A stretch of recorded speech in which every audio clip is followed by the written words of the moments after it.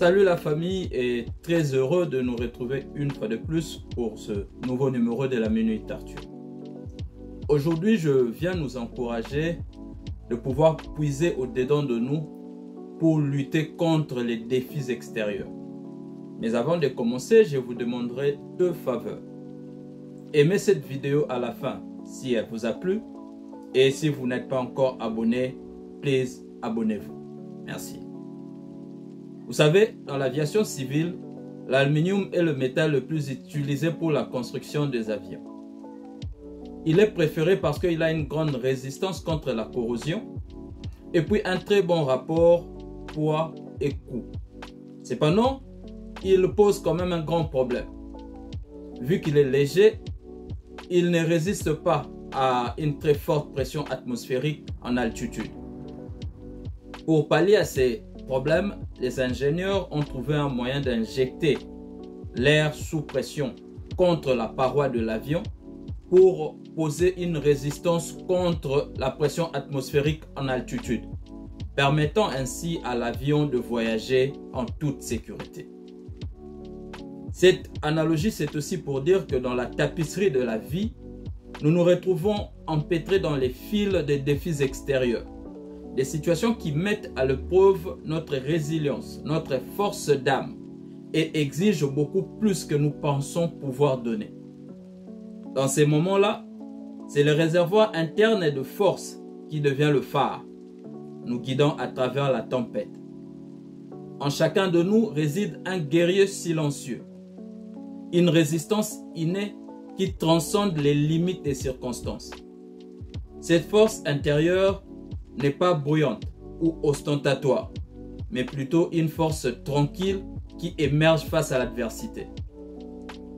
C'est la capacité de se plier sans se briser et de résister à la tempête sans perdre son essence.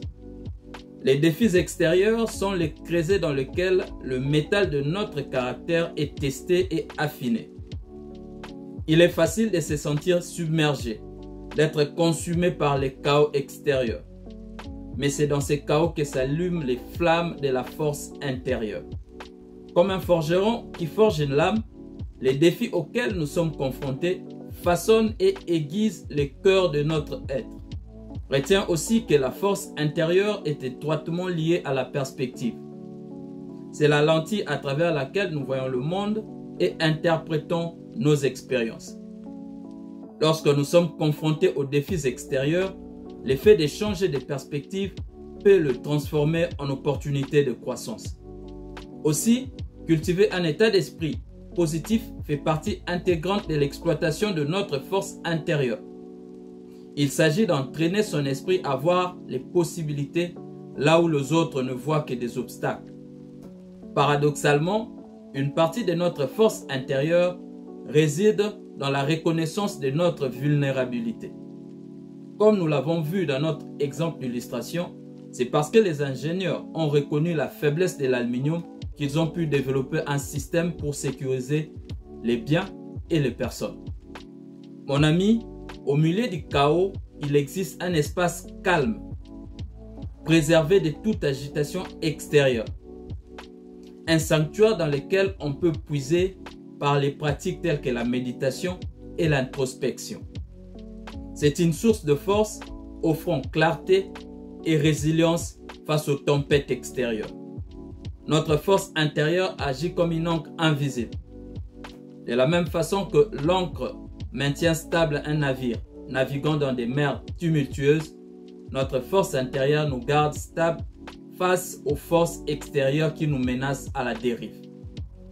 Dans la symphonie de la vie, les défis ne sont que des notes qui composent la mélodie. La force intérieure, qui est le chef d'orchestre de cette symphonie, est le noyau inébranlable qui transforme les défis en opportunités. Lorsque les vents des circonstances extérieures hurlent, c'est en nous que nous trouvons la force de rester debout, intact et résolu. C'est tout pour moi aujourd'hui. Merci d'avoir suivi cette vidéo. Une fois de plus, aimez-la et partagez-la si elle vous a plu. Peace. Amar.